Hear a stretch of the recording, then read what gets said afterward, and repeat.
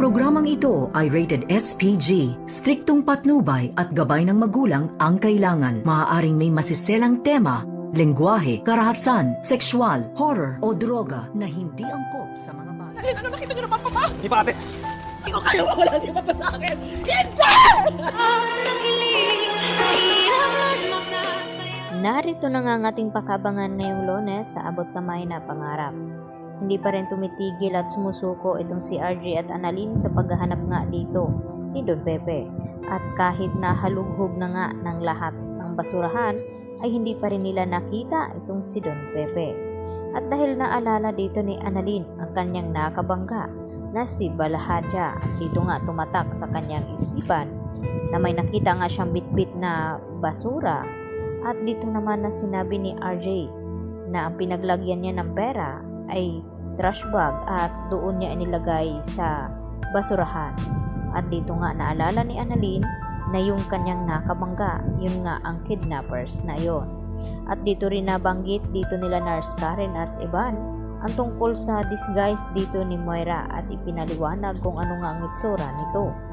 At hindi pa rin sila tumitigil sa kakahanap hanggang sa nakita din dito ni Regan na ang mukha dito ni Moira na nagbalat kayo na nag-disguise nga ito, kaya walang duda na iisipin nila ni Annalyn na naisahan nga sila dito ni Moira at magkasabwat itong si Balahadya at tungang si Moira na kunin nga ang pera at hindi totoo na inilagay nga nila itong si Don Pepe sa loob ng basurahan.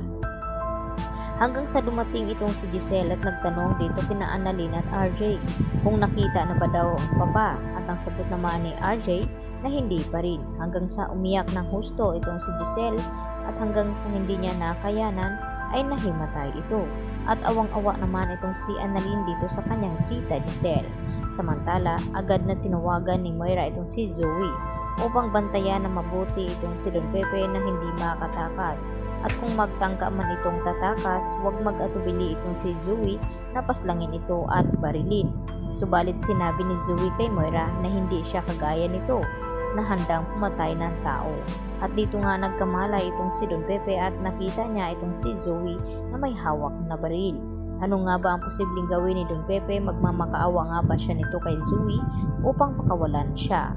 Samantala, tagilid din ang kalagayan dito ni Lynette at ng kanyang mga kasamahan na si Dr. Katie at itong si Dr. Patricia Minor dahil sa mga humahabol din sa kanila sa dumukot nga din dito kay Lynette at tinatakot pa ito na babalikan itong si Annalyn at tapusin dahil nagtangka nga tumakas itong si Lynette, subalit hindi nga nagtagumpay hanggang sa tinawagan ni Dr. Enriquez itong si Carlos kung nasaan sila naroon at kung saan ang location na hinahanap nga itong si Lynette dahil nasa critical din ang sitwasyon na ito dahil hindi nga ito titigilan ng mga tao ni Balahadya hanggang hindi ito mapaslang dahil namukhaan na nga ni Lynette ang mukha nito.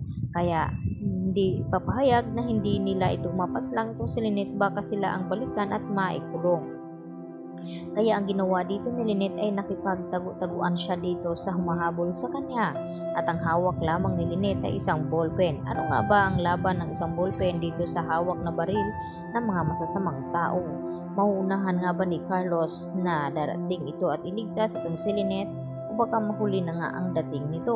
Dahil ganun din ang ginagawa dito ni Annalyn na patuloy pa rin na hinahanap ang kanyang lolo Pepe dahil hindi nga ito mapakali baka kung ano na nga ang nangyari sa kanya.